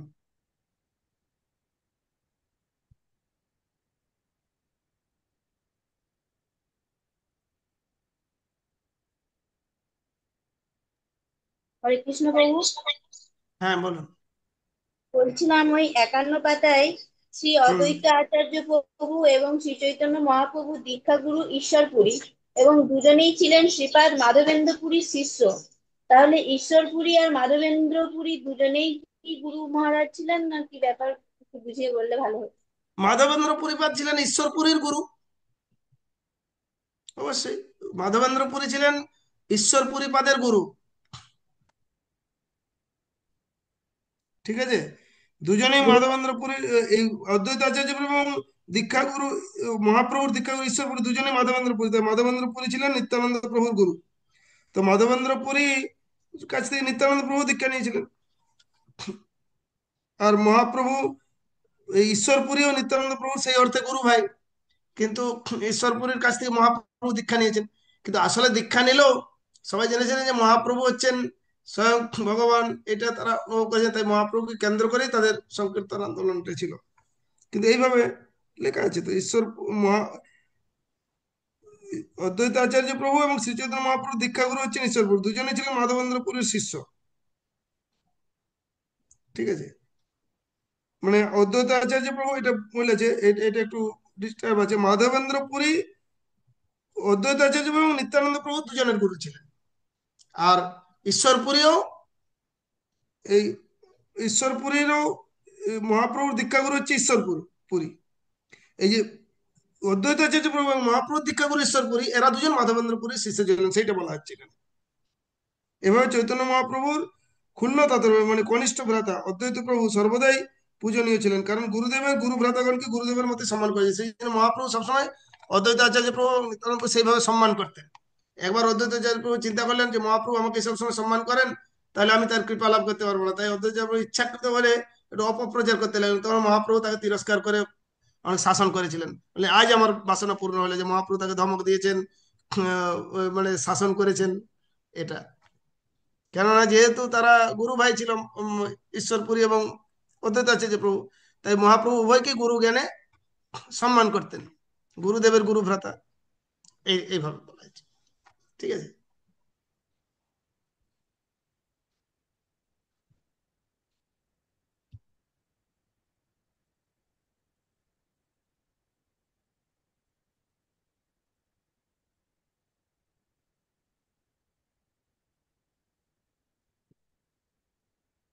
এখন আমরা এই পর্যায়ে আলোচনা করব যে কোন পরিস্থিতিতে গুরু ত্যাগ। যদি যথার্থ গুরু নির্বাচন হয় সদ্গুরু, তাহলে ত্যাগ করা যাবে না। কিন্তু যদি ভুলবশত এরকম কুলগুরু বা জাতি ভাষায় অনেকেই ধারণা আছে না যে গুরু ত্যাগ করলে অপরাধ, অবশ্যই সদ্গুরু ত্যাগ করলে অপরাধ। কিন্তু যদি গুরু পথভ্রষ্ট হন বা গুরু যদি ওরকম সহজিয়া কুলগুরু হন, তাহলে তাকে ত্যাগ করে এসে সদ্গুরুর আশ্রয় গ্রহণ করতে কোনো অসুবিধা নেই। এটা আমাদেরকে বুঝতে হবে। এখানে ভগবদ্গীতার তাৎপর্য একটা বিষয় উল্লেখ করা হয়েছে, প্রভুপাদ বলেছেন। এটা একজন পড়ুন তো। আমি পড়ি প্রভু। হ্যাঁ, পড়ুন। শাস্ত্রবিধি অনুসারে যে গুরুর জঘন্য কার্যে লিপ্ত হয়েছে এবং ভালো মন্দ বিচারবোধ হারিয়ে ফেলেছে, তাকে পরিত্যাগ করা উচিত। হ্যাঁ, অর্থাৎ তিনি আর পরম্পরায় থাকবে না। যেন প্রভুপাদ বলেছেন যে তোমরা আমার কাছে দীক্ষা নিচ্ছ এবং ততক্ষণে পরম্পরার সঙ্গে কানেক্টেড আছো, যখন তোমরা এই 4টে বিধি নিয়ম পালন করছো, ষোলমালা জপ করছো এবং গুরুদেবের আদেশ নির্দেশ যথাযথভাবে পালন করছো, তখন তোমাদের দায়িত্ব, পারমার্থিক দায়িত্ব গুরুদেবের। যদি তোমরা এগুলো ঠিক মতো না করো, তাহলে ডিসকানেক্ট হয়ে গেলে তখন গুরুদেবের দোষারোপ করো, তখন তিনি আর পরম্পরায় যুক্ত নেই। ঠিক সেরকম গুরুদেবও তিনি যদি এরকম কার্যে লিপ্ত হয়ে যান, তখন সেই গুরু আর তিনি পরম্পরায় নেই, তখন আমরা মূল আশ্রয়ে যেতে হবে। এটা হচ্ছে বিষয়। তো এখানে আর একটা বিষয় বলা আছে ভাগবতের তাৎপর্য, যে গুরু যদি অধঃপতিত হন, তাহলে শাস্ত্রে তাকে বর্জন করার নির্দেশ দেওয়া হয়েছে। আর মহাভারতে এই কথাটা উল্লেখ আছে, গুরু ত্যাগের নীতি পদ্ধতি এই সম্পর্কে। বল, এটা একজন পড়ুন তো। ও আমি করবো। হ্যাঁ, হ্যাঁ। যদি গুরুদেবের ইন্দ্রিয় তর্পণের প্রতি আসক্ত হয় এবং দায়িত্ব জ্ঞানহীন হয়ে ভক্তিমূলক ভগবত সেবার পথ পরিত্যাগ করে পতনমুখী পথের দিকে ধাবিত হয়, তাহলে তাকে ত্যাগ করা উচিত। ঠিক আছে, এই বিষয়টা তো এই জন্য। আর আমাদের এখানে প্রক্রিয়া যদি কোনো কারণবশত সেরকম হয়, যদিও হয় না বিশেষ একটা, কিন্তু তাহলে আমাদের এইভাবে মন্দির জিবিসি শিক্ষাগুরু ইসকনের সিদ্ধান্ত এই বিষয়ে জানতে হবে। তো ইসকন নিয়মে আমাদের কি বলা হচ্ছে, এটা একজন পড়ুন তো।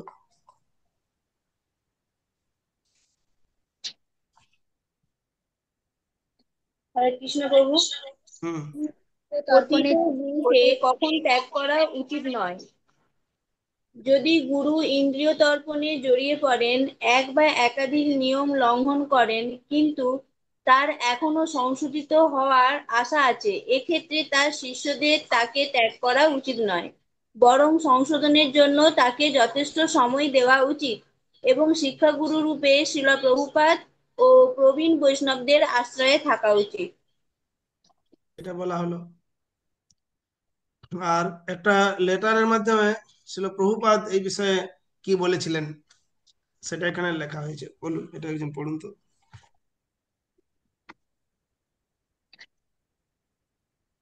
আমার শিক্ষার মাধ্যমে তোমরা আমাকে স্মরণ করার চেষ্টা করো, তাহলে সর্বদা আমরা একসাথে থাকব।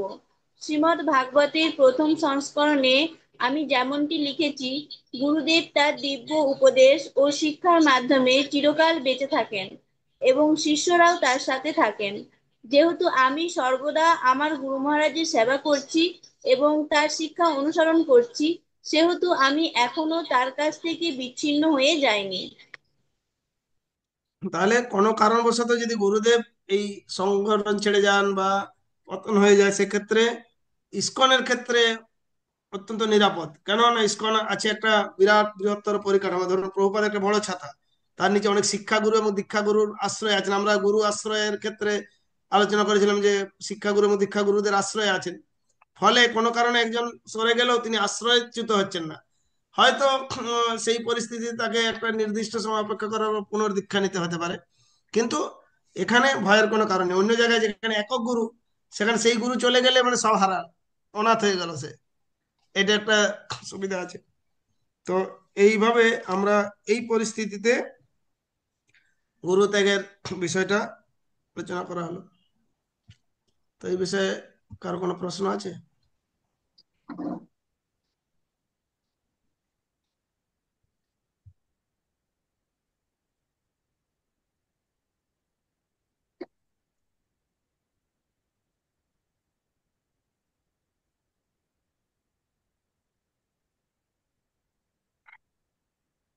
তো এখন আমরা এই চতুর্থ অধ্যায়ে যে সহযোগিতার মাধ্যমে সম্বন্ধ সংহতি রক্ষা, নিজের গুরুদেবকে উপস্থাপন, এই বিষয়ে আমরা আলোচনা করব। সহযোগিতার মাধ্যমে সম্বন্ধ সংহতি রক্ষা, এই বিষয়ে তিনটে টপিক। একটা হচ্ছে কোর্স বিষয়ে পুনরালোচনা করবো না বিশেষ, যে নিজের গুরুদেবকে উপস্থাপন করা, প্রভুপাদকে উপস্থাপন করা, ইসকনের বর্তমান গুরুদেবকে উপস্থাপন করা, এই বিষয়ে ইসকনের নিয়ম কানুন। আর একটা ইসকনের আভ্যন্তরীণ সম্পর্ক আর গুরু কেন্দ্রিক বৈষম্য বা পক্ষপাত আর সহযোগিতাপূর্ণ সম্পর্ক, এই বিষয়গুলো এই অধ্যায় এই পর্যায়ে আলোচনা হবে। তো নিজের গুরুদেবকে উপস্থাপন করার বিষয়ে ইসকনের কি নিয়ম আছে, ইসকন নিয়মে বলা হয়েছে, এটা একজন পড়ুন তো এটা।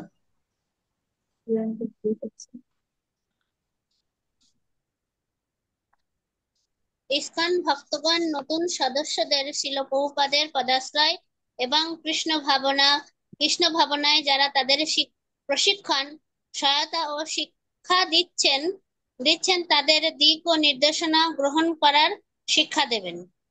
ইসকন সদস্যরা কবে এবং কার কাছে থেকে দীক্ষা গ্রহণ করতে চায় তা তারা নিজেরাই নির্ণয় করবে, তবে অবশ্যই শিল প্রভুপাদকে ইসকনের প্রতিষ্ঠাতা আচার্য ও সর্বপ্রধান শিক্ষাগুরু রূপে হৃদয়ে ধারণ করবে। এটা হচ্ছে বিশেষ গুরুত্বপূর্ণ বিষয়। তো এখানে দেখুন 58 পৃষ্ঠায়, গাইড বইয়ের 58 পৃষ্ঠায় একটা বক্স আছে। প্রথমে যে শিল প্রভুপাদকে বর্তমান ভবিষ্যতে শিল প্রভুপাদকে ইসকন প্রতিষ্ঠাতা আচার্য সর্বপ্রধান শিক্ষাগুরু হিসাবে সবার কাছে প্রচার করার সুবিধার কথা নিচে লিখুন। তাতে করে কি সুবিধা?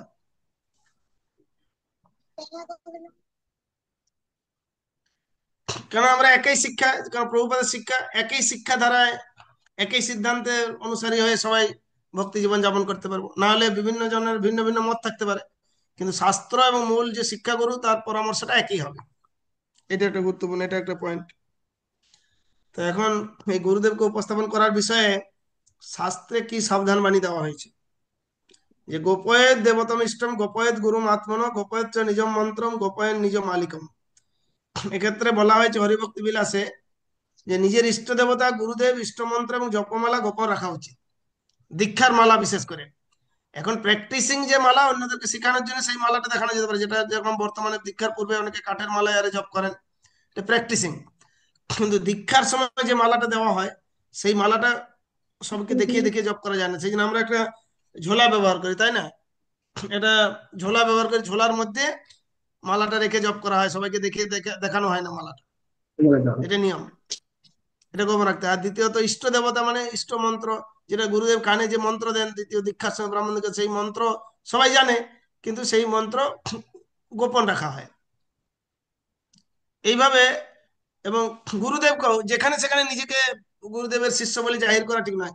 তার আচার আচরণের দ্বারা গুরুদেব মহিমান্বিত হবে, যে এই ব্যক্তি কার শিষ্য, তখন অন্যরা অটোমেটিক্যালি উৎসুক হবে। নিজেকে জাহির করার দরকার নেই যে আমি অমুক গুরুদেবের শিষ্য, এই সেই।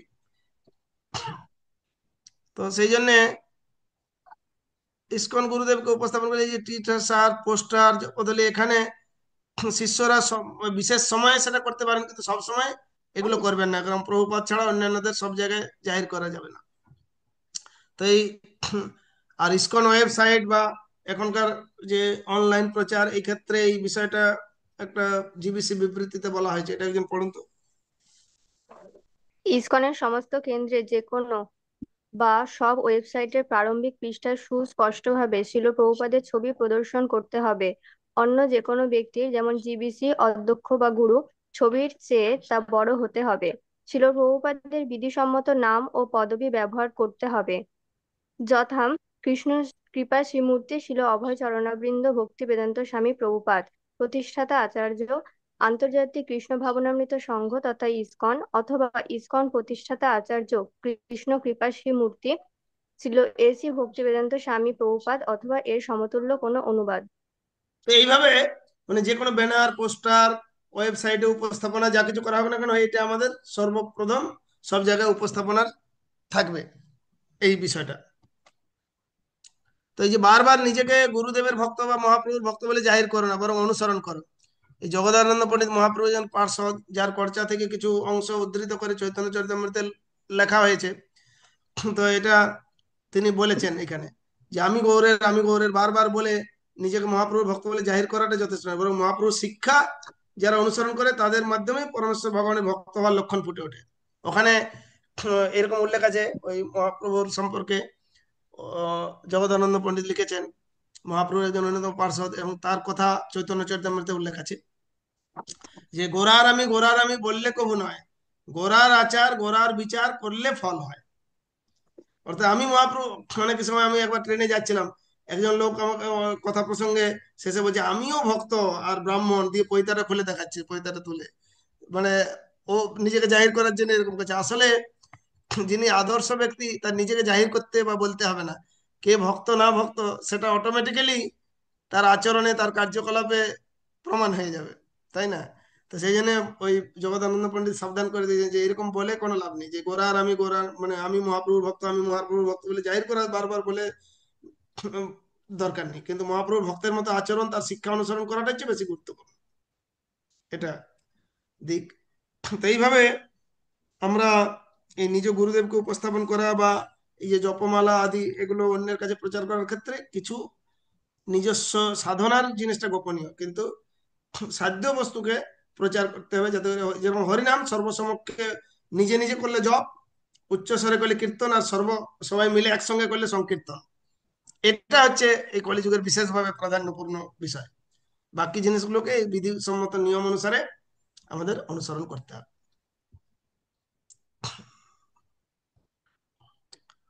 তো এই বিষয়ে কারো কোনো প্রশ্ন আছে?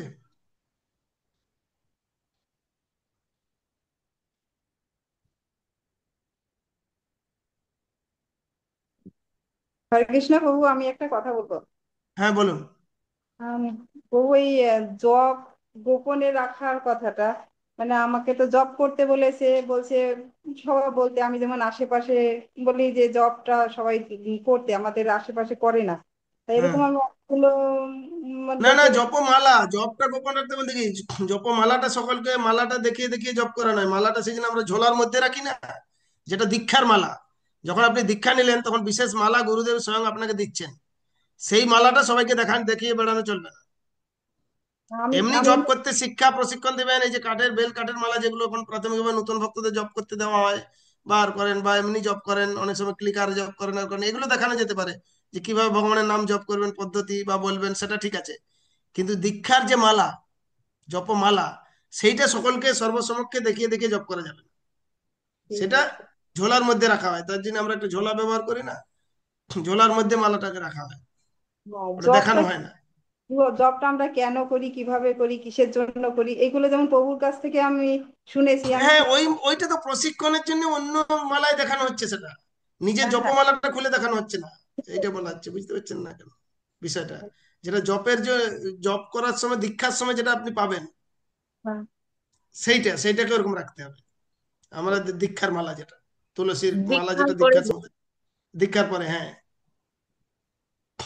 আর আমরাও যখন কাউকে দেখাই তখন ওই ওই মালা নিয়ে প্রশিক্ষণ দেওয়ার জন্য, সেই মালা নিয়ে জপের পদ্ধতি বা কিভাবে করবেন সেটা দেখানো হয়, প্রশিক্ষণ দেওয়া হয়। কিন্তু আমরা যেটা আমাদেরকে গুরুদেব যেটা দিয়েছেন দীক্ষার সময়, সেই মালাটা সবাইকে দেখাই না, সেটা ঝোলার মধ্যে থাকে, বুঝে? হয়ে গেল হুম, তো, হ্যাঁ, চলতে রয়েছে তবু টাইম লাগছে। ঠিক আছে। হরে কৃষ্ণ। তা এখন আমরা এই পর্যায়ে আলোচনা করব ইসকনের আভ্যন্তরীণ সম্পর্ক আর কোর্স পুনরালোচনা, যে সমস্ত বিষয়গুলো আমরা এগোচ্ছি ইসকনের তো এই বিষয়ে আমরা একটা ডিকশনারিতে এই বৈষম্য বা পক্ষপাত এই জিনিসটা ডেফিনেশনটা কি, সংজ্ঞাটা কি, যে দুটো জিনিস বা ব্যক্তির মধ্যে পার্থক্য অনুভব করা, পার্থক্য লক্ষ্য করা বা পার্থক্য তৈরি করা, এটাকে বলে বৈষম্য। আর একটা অর্থ হচ্ছে যে যেরকম পার্টি পলিটিক্স আছে, নিজের দলের লোক হলে বেশি সুবিধা পাই দেওয়া, অন্য লোককে বঞ্চিত করা, এই জিনিসটা একটা বৈষম্য, তাই না? কেবল এক বিশেষ দল শ্রেণীর সদস্য হওয়ার কারণে কোনো ব্যক্তির প্রতি যে ক্ষতিকর আচরণ করা হয়, সেখানে তাকে বিশেষ কোনো সুযোগ সুবিধা থেকে বঞ্চিত করা যায় অন্যরা পেয়ে থাকে। যেরকম আমরা ধরুন কোনো ভক্ত একজন প্রচার করছেন, তার অধীনে বেশ কিছু ভক্ত আছেন, তিনি শিক্ষাগুরু বা আরেকজন দীক্ষাগুরু আছেন। তো এই আমার শিষ্য ওর শিষ্য বা আমার ভক্ত ওর ভক্ত, এদের মধ্যে যদি বৈষম্য বা পক্ষপাতমূলক আচরণ করা হয়, সেটা হচ্ছে দোষের। ভক্ত মানে সবাই ভগবত ভক্ত এবং একই সংগঠনে একইভাবে আচরণ করছে, সবার প্রতি সমদর্শী বা সমপর্যায়ে, যদিও ব্যক্তিত্ব হিসাবে তার প্রকাশ অটোমেটিক্যালি ঘটবে, পার্থক্য থাকবে, কিন্তু আমরা কারো প্রতি বৈষম্যমূলক আচরণ যেন না করি, যে অন্যের শিষ্য বলে তাকে সুযোগ সুবিধা থেকে বঞ্চিত করা, বা নিজের কিছু দলভুক্ত বা নিজের অনুগত ব্যক্তিকে বেশি সুযোগ সুবিধা পাইয়ে দেওয়া, এটা সাধারণত ভক্তদের মধ্যেও সূক্ষ্মভাবে কাজ করে অনেক সময়। সেই বিষয়টা থেকে সাবধান থাকার দরকার আছে। তো ভগবান যদি ওইটা থাকেন, তাহলে ভগবান তাড়াতাড়ি সন্তুষ্ট হবেন না। অপরপক্ষে ভগবান যদি আমাদের প্রীতির সম্পর্ক থাকে, সুসম্পর্ক থাকে, পারস্পরিক সৌহার্দ্য থাকে, তাহলে ভগবান তাড়াতাড়ি সন্তুষ্ট হন। শ্রীমদ্ ভাগবতে চতুর্থ স্কন্ধের একটা উদ্ধৃতি দেওয়া হয়েছে যে প্রচেতারা, তারা নারদ মুনির উপদেশ ক্রমে তপস্যা করতে গেছিল, তো ভাইয়েদের মধ্যে এত মিল যে তারা তপস্যায় করাকালীনই তাদের সিদ্ধি লাভের পূর্বেই ভগবান তাদের সামনে উপস্থিত হয়ে গেছেন, দিয়ে ভগবান এই কথা বলছেন। সেই কথাটা এখানে উদ্ধৃত করা হয়েছে, একজন পড়ুন তো। পড়ছি প্রভু। হুম। পরমেশ্বর ভগবান বললেন, হে রাজপুত্রগণ, আমি তোমাদের পারস্পরিক সৌহার্দ্য দর্শন করে অত্যন্ত প্রসন্ন হয়েছি। তোমরা সকলেই এক বৃত্তি জগৎ সেবায় নিযুক্ত। ভগবত সেবায়, ভগবত ভগবত সেবায়। ভগবত হ্যাঁ। সেবায় নিযুক্ত। তোমাদের পারস্পরিক সৌহার্দ্য দেখে আমি এতই প্রসন্ন হয়েছি যে তোমাদের সর্বাঙ্গীন কল্যাণ কামনা না করে পারছি না। এখন তোমরা আমার কাছে বর প্রার্থনা করো। তো যতদিন তপস্যা করার সময় পরে ওই সিদ্ধি লাভ করার কথা ছিল, ভগবান তাদের প্রীতি দেখে তাড়াতাড়ি এসে গেছেন। তাই আমরা যদি ভক্তরা পরস্পর প্রীতি সহকারে একত্রিত হয়ে ভগবানের আরাধনা করি, তাহলে ভগবান তাড়াতাড়ি সন্তুষ্ট হবেন। তো এই কলিযুগে যেহেতু আমাদের সময় কম, অল্প আয়ু, মন্দ ভাগ্য, রোগ শোক উপদ্রুত, তাই ভগবানের আরাধনা করতে গেলে এই পদ্ধতিটা অবলম্বন করতে হবে। এখানে আরেকটা শ্লোক আছে যেটা এখানে বলা নেই, আমি বলছি আপনাদেরকে। এই পদ্ধতি যদি অবলম্বন করেন, তাহলে ভগবান তাড়াতাড়ি সন্তুষ্ট হবেন। কি, ভাগবতমে এই পর্যায়ে উল্লেখ করা আছে যে দয়া সর্বভূতেষু সন্তুষ্ট যেন কেন বা সর্বেন্দ্রিয় উপশান্ত তুষ্যাতাসু জনার্দন। এই সর্বজীবে দয়া, যথা লাভে সন্তোষ, আর সংযত জীবনযাপন অর্থাৎ ইন্দ্রিয় সংযম, এর মাধ্যমে এইটা করে যদি কেউ ভগবানের আরাধনায় নিয়োজিত থাকে, অতি শীঘ্র তাড়াতাড়ি জনার্দন কৃষ্ণ তার প্রতি সন্তুষ্ট হবে। তাহলে আমাদেরকে এটা মেনে চলার প্রয়োজনে তিনটে বিষয়। এটা হচ্ছে সর্বজীবে দয়া, যথালাভে সন্তোষ, আর ইন্দ্রিয় সংযম। এটা অবলম্বন করে ভগবানের সেবায় নিয়োজিত থাকতে হবে। আর আমাদের এই যে সমস্যা বা পরস্পর বিদ্বেষ বা সম্পর্ক নষ্ট হয় কি করে, মানুষ কি করে ভালো কাজগুলো মনে রাখে না, কিন্তু একটা কিছু খারাপ বা ব্যতিক্রম ভুল হলে সেটা মনে রাখে সারা জীবন। যেরকম ধরুন, আপনার সঙ্গে আমার খুব ভালো সম্পর্ক আছে, আচার আচরণ আদান প্রদান চলছে, কিন্তু একটা যদি আমি খারাপ আচরণ করেছি, সেইটার জন্য আপনার তখন সেই ভালো আচরণ সব ভুলে গেলেন। কিন্তু আমাদের উচিত কি, ভালো বিষয়গুলো উপকার পেয়েছি বা কি পেয়েছি সেগুলো মনে রাখা, আর খারাপগুলো ভুলে যাওয়া, তাহলে সম্পর্কটা বিদ্যমান থাকবে। একবার আমি একটা গল্প বলতাম। এবার দুই বন্ধু বেড়াতে যাচ্ছে, তো যাচ্ছে, যেতে যেতে তাদের মধ্যে মনোমালিন্য হয়েছে, তারপরে কথা কাটাকাটি, তারপরে প্রথম বন্ধু খুব অন্তরঙ্গতা ছিল তাদের মধ্যে, তো একজন জোরে একটা থাপ্পড় মেরে দিয়েছে দ্বিতীয় জনকে। তো তখন সে গালে যতটা না ব্যথা পেয়েছে, হৃদয়ে ব্যথা পেয়েছে, কারণ নিজের লোক আঘাত দিলে বেশি দুঃখ লাগে। তো সে ভাবলো এতদিনের আমাদের বন্ধুত্ব, এত সম্পর্ক, এই সামান্য কথার জন্য আমাকে মেরে দিল। তো আর কথা বলছে না, দুজনের মুখ দেখা দেখি বন্ধ, এরকম দুই দিকে যাচ্ছে, কিন্তু বেড়াতে কি বেরিয়েছে, যেতে হবে আর ফিরতে তো হবে। তো দুপুর হয়ে গেছে, তখন একটা নদীতে স্নান করতে গেছে, কিন্তু ওই যে মার খেয়েছিল ও সাঁতার জানতো না, আর দ্বিতীয় জন ভালো সাঁতার জানতো, কিন্তু দুজন দুটো ঘাটে নেমেছে। তো ওই যে মার খেয়েছিল ওই বন্ধুটা সে জলে নামতে গিয়ে পা পিছলে পড়ে গেছে, আর স্রোতের পরে একদম ডুবে ডুবে মরে যাওয়ার উপক্রম। সে বাঁচাও বাঁচাও করে চিৎকার করছে।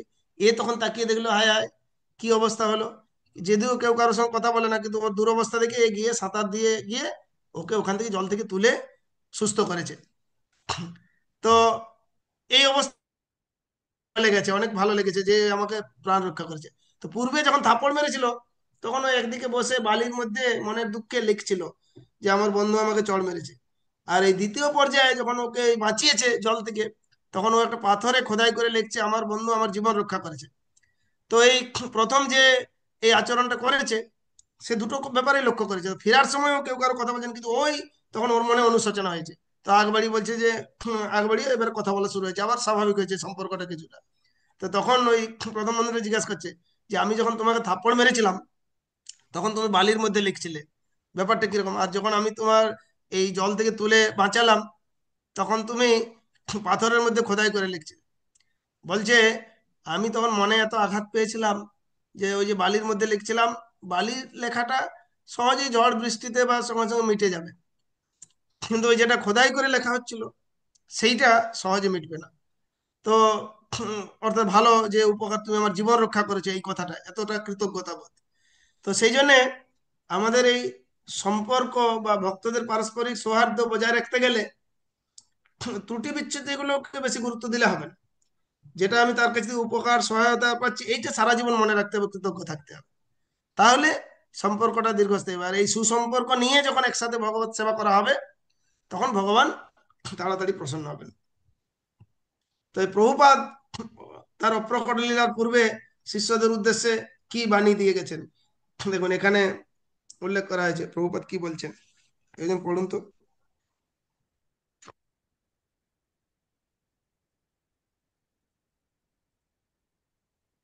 এটা দেখা যাচ্ছে এই লেখাটা, পড়ুন একজন।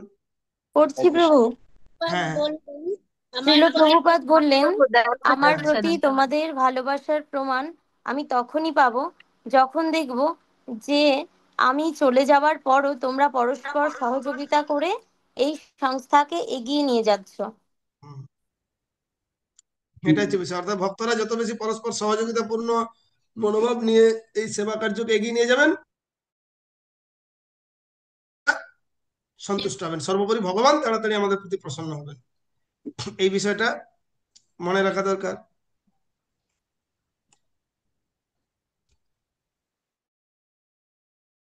করছে তো এই বিষয়ে কারো কোনো প্রশ্ন আছে?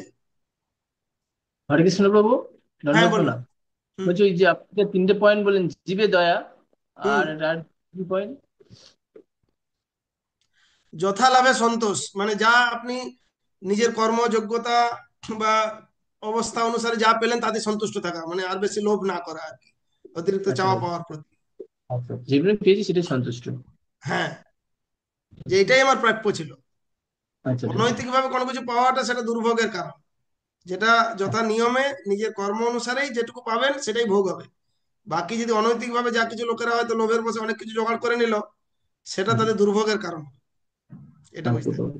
আর সংযম আর কি, যেরকম এই প্রথমে বলা হয় যে বাক্যের বেগ, মনের বেগ, ক্রোধের বেগ, জিহ্বা বেগ, এগুলোকে যে সংযত করে আহার বিহার নিদ্রা সবকিছু পরিমিত হওয়া দরকার। অতিরিক্ত ঘুমানো, অতিরিক্ত খাওয়া কোনোটাই কোনো দিক দিয়ে না জাগতিক জীবনে না পারমার্থিক জীবনে কোনোটাই সহায়ক নয়। তো সেই জন্য সেগুলোতে সংযম থাকা দরকার। আর এই সংযম আর এই সাধনা থাকলে আমরা এই যে যে বিষয়গুলো বলা হলো, পাপ কর্মগুলো বা অন্যান্য জিনিসগুলো থেকে দূরে থেকে ভক্তি জীবন যাপন করতে পারবো।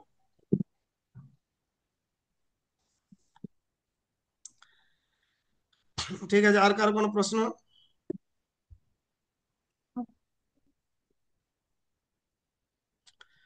তা আমরা যদি একবার পুনরালোচনা করে দেখি যে এই যে চতুর্থ অধ্যায় থেকে আমরা প্রথম অধ্যায়ে কি কি আলোচনা করেছিলাম, গুরুতত্ত্ব, পরম্পরা, প্রভুপাদ, ইস্কন প্রতিষ্ঠাতা আচার্য, গুরুবর্গ। এই গাইড বইটা আপনারা একটু ভালো করে পড়বেন, পুনঃ পুনঃ 2-4 বার পড়বেন, তাহলে এই বিষয়গুলো জানা যাবে। এবং পড়ে যদি কোনো বিষয় বোঝা যাচ্ছে না, সব বিষয় তো আলোচনা হলো না, আমরা মেন গুরুত্বপূর্ণ বিষয়গুলো এই কোর্সে এই ক্লাসে আলোচনা করেছি।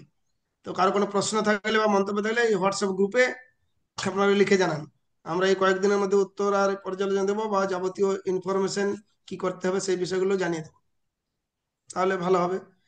তো এই দ্বিতীয় অধ্যায়ে এই বিষয়গুলো আলোচনা করা যাবে। গুরুপাদাশ্রয়, ইসকনে সর্বোপরি শিক্ষাগুরু। তারপরে এই দীক্ষাগুরু হচ্ছেন শিল প্রভুপাদ, একধারে শিক্ষাগুরু আর দীক্ষাগুরু, এই তিনের আশ্রয়ে আমরা থাকছি। আর বুদ্ধিমত্তার সঙ্গে গুরু নির্বাচন করা উচিত।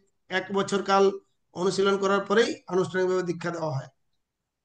আর এই যে আমিষ আহার, নেশা, অবৈধ সঙ্গ, জুয়া, এগুলো বর্জন করে চলার মাধ্যমে 4টে বিধিনিষেধ পালন করা, আর নিয়মিতভাবে 16 মালা জপ করা, এইটা দীক্ষাকালীন সময়ে প্রতিজ্ঞা করতে হয় ভগবানের সামনে, যজ্ঞের সামনে, গুরুদেবের সামনে।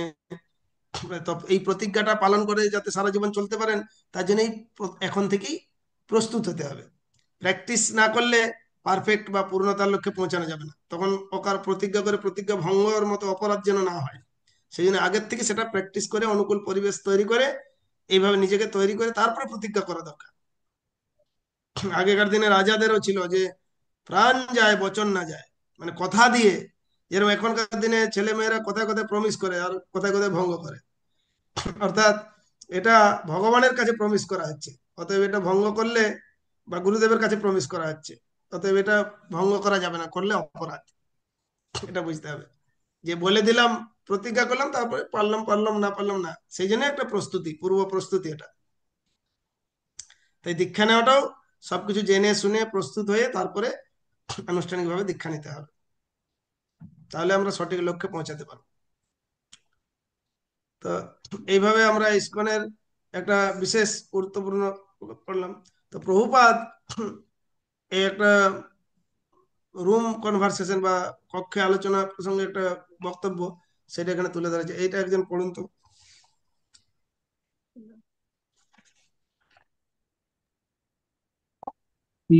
প্রভু শ্রী চৈতন্য হ্যাঁ, পড়ুন পড়ুন।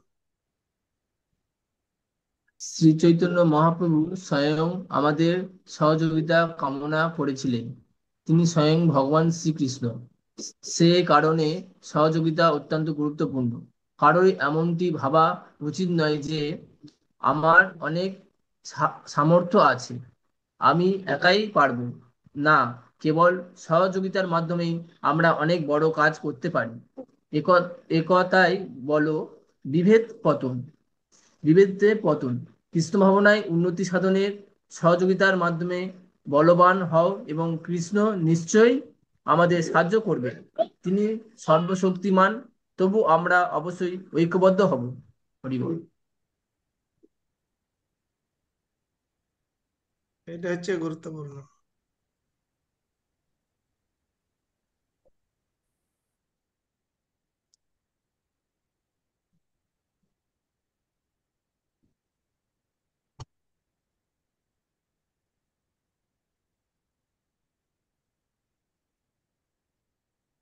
তো এটা বুঝেছে ভক্তি জীবনের সহায়তাটা কত গুরুত্বপূর্ণ।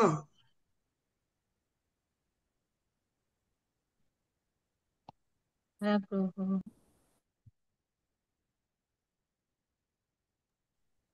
হরে কৃষ্ণ প্রভু। হ্যাঁ হ্যাঁ যদি আমাদের একটু পুনঃ আলোচনা হয় হ্যাঁ সর্বপ্রধান শিক্ষা গুরু রূপে ছিল প্রভুপাদ সম্বন্ধে।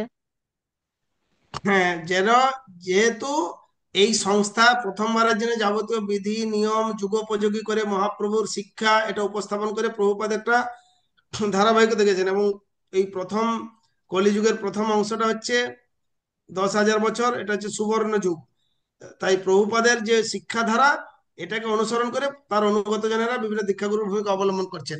তাই যদি আমাদের মধ্যে কনফ্লিক্ট হয়, দ্বন্দ্ব হয়, সিদ্ধান্ত নিয়ে, আচার নিয়ে, কোনো কিছু নিয়ে, তাহলে সেটা ওই জিবিসির কাছে জানাতে হবে, এবং তারা প্রভুপাদের শিক্ষার ভিত্তিতে বিচার করে সিদ্ধান্ত দেবেন। অর্থাৎ আমরাও প্রভুপাদের ওই সম্পর্কে প্রভুপাদ কি বলেছেন সেই সিদ্ধান্তটাকেই গ্রহণ করতে হবে। সেই জন্য প্রভুপাদকে চূড়ান্ত কর্তৃপক্ষ বা চরম শিক্ষাগুরু রূপে ইসকনের প্রতিটি ভক্তের মান্যতা দেওয়া দরকার, এটাই সেই ক্ষেত্রে বলা হয়েছে।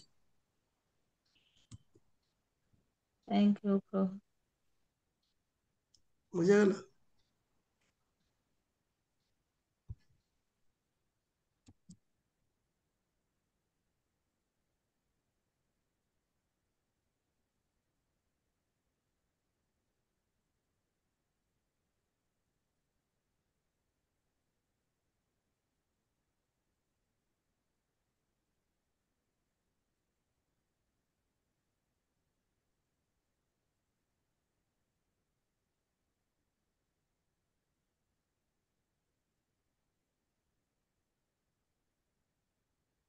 হরে কৃষ্ণ।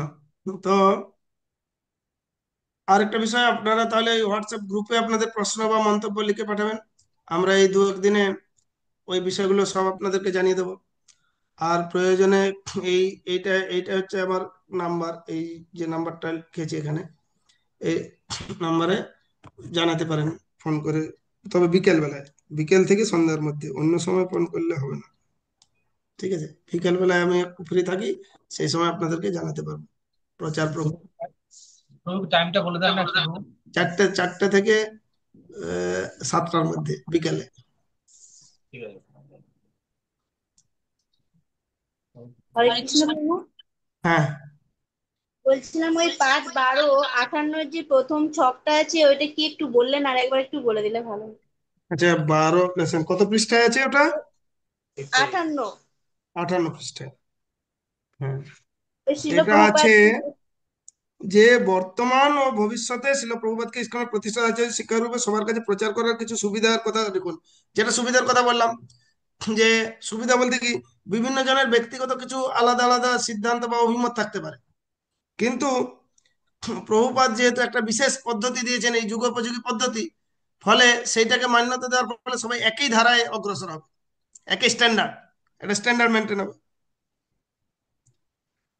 আর যেহেতু আমরা প্রভুপাদকে সব জায়গায় প্রচার করি, ফলে কারণ যেরকম মহাপ্রভু, অন্য আমাদের ব্যক্তি অনেক সংগঠন অনেক সম্প্রদায় তাদের বিরোধ থাকতে পারে, মহাপ্রভুর সম্পর্কে কিন্তু কারো বিরোধ নাই। ঠিক সেই রকম ইসকনের যত অনুগামী, ভিন্ন ভিন্ন মত পথ গুরু সংগঠন যাই থাকুক না কেন, প্রভুপাদের কে সবাই মান্যতা দেয়, পূজা করে। তাই প্রভুপাদের প্রচারের মাধ্যমে কি হবে, আমরা সেই মান্যতাটা দিয়ে সবাই একই স্ট্যান্ডার্ডে উন্নীত হতে পারবো। এটা একটা বিষয়, এগুলো একটা সুবিধা। তো এইভাবে আমরা প্রভুপাদের শিক্ষা অবলম্বন করে আমাদের জীবনকে পরম্পরায় যুক্ত রেখে ভগবানের কৃপা লাভ করতে সহজে সমর্থ হব। এটা একটা সহজসাধ্য বিষয়, যার জন্য প্রভুপাদ এত পপুলার হয়েছেন বা সারা বিশ্বের মানুষ তার পূজা করছেন। এবং মায়াপুরে এসে, যেটা অন্য সারা পৃথিবীর কোথাও দেখা যাবে না, এই মায়াপুরে সারা বিশ্বের মানুষকে আপনারা এক জায়গায় দেখতে পাবেন, যে এই সারা বিশ্বের বিভিন্ন দেশের মানুষ একসাথে ভগবত আরাধনা করছেন। এটা একমাত্র প্রভুপাদকে শুধু প্রাধান্য দেওয়ার ফলে এটা হয়েছে।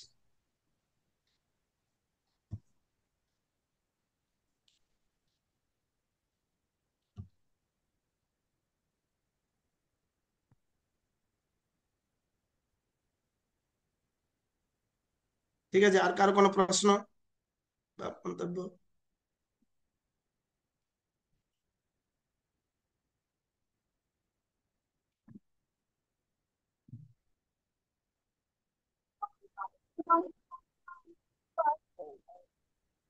ক্লাস করতে পারলাম না।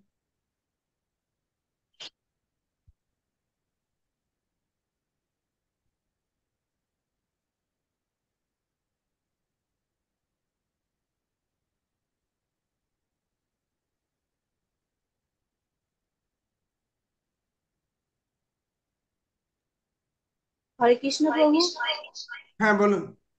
বলছি আমাদের পরীক্ষাটা কি অনলাইন হবে না?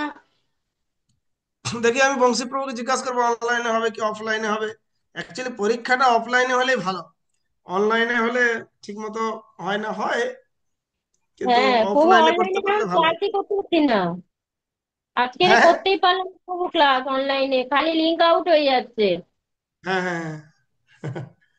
দেখি আমি বংশী প্রভুর সঙ্গে কথা বলবো, ও এই অর্গানাইজ করছিল তো। একদমই ক্লাস করতে পারলাম না প্রভু আজকে, সত্যি কথা। হুম, আমারও একটু ডিস্টার্ব করছিল এখানে ইন্টারনেটটা, তো তারপরেও মোটামুটি ঠিক হয়েছে এখন। হরে কৃষ্ণ প্রভু, হ্যাঁ বলুন। বলছিলাম পরীক্ষার আনুমানিক একটু সময়টা বললে ভালো হতো, বলা যাবে? হ্যাঁ 2-3 দিন পরেই হতে পারে, কিরকম সময় করে হবে? এই একই সময়ে করে নেওয়া যেতে পারে, বা যে কোনো সময়। ঠিক আছে, আমি ওই গ্রুপে গ্রুপে আপনাদেরকে ইনফরমেশনটা জানিয়ে দেওয়া হবে। এটা হোয়াটসঅ্যাপ গ্রুপ আছে, করা হয়েছে না, আপনাদেরকে অ্যাড করেছে নিশ্চয়ই, গ্রুপের মাধ্যমে জানানো হবে। আর তাছাড়া আমি যেটা বললাম, যে আপনাদের অন্য কোনো এই বিষয়টা একটু পড়বেন, আর কোনো প্রশ্ন বা মন্তব্য থাকলে ওই গ্রুপে জানাবেন, বা ওই যে নাম্বারটা বললাম আমি, আমাকে বিকাল দিকে জানাতে পারেন।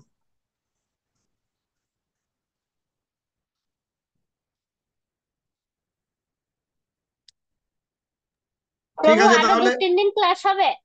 না না, আর ক্লাস হবে না। আজকে লাস্ট হলো? হ্যাঁ, আর ক্লাস হবে না। আচ্ছা এখন যা কিছু আদান প্রদান ওই ওই গ্রুপটার মাধ্যমে হোয়াটসঅ্যাপে হতে পারে, বা ওই আমাকে প্রশ্ন ফোন করতে পারেন। আর তাছাড়া আচ্ছা উম, এখন আর হবে না, এবং তাতে ডিটেলস সবকিছু জানিয়ে দেওয়া হবে এবং ওটা পড়বেন। আর পরীক্ষার দিনটা ওই দিনকে বলে দেবেন তখন? হ্যাঁ হ্যাঁ হ্যাঁ, ঠিক আছে। হ্যাঁ।